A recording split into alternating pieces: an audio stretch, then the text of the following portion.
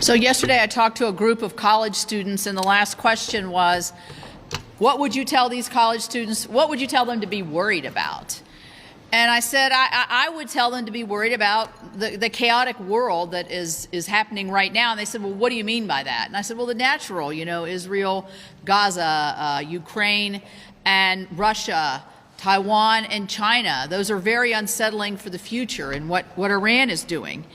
But then I realized, as I've been watching the news, that we are in the process now of evacuating, over the last several years under the Biden administration, our 6th embassy in Haiti that contributes to the chaos that we see globally. We know we abandoned our embassies, and in the case of Afghanistan, abandoned the country.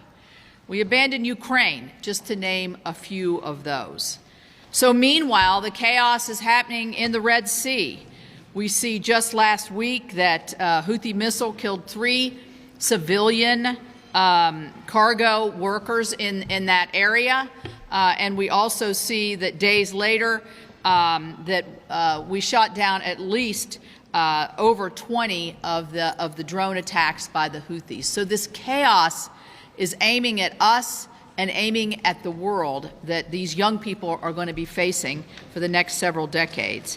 So these Iranian-backed Houthis have been, the attacks have led to tremendous downturn in the commerce that we see. You wonder, well, what impacts does that have on us here in the United States? Great impacts. There's a lot of commerce and trade that goes through that area, not just on American ships, but others.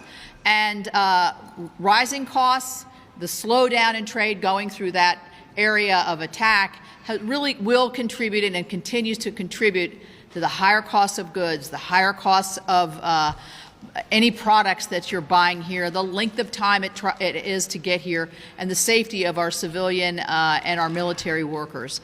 So the chaos that we see under the Biden administration is global, and it's very, very worrisome.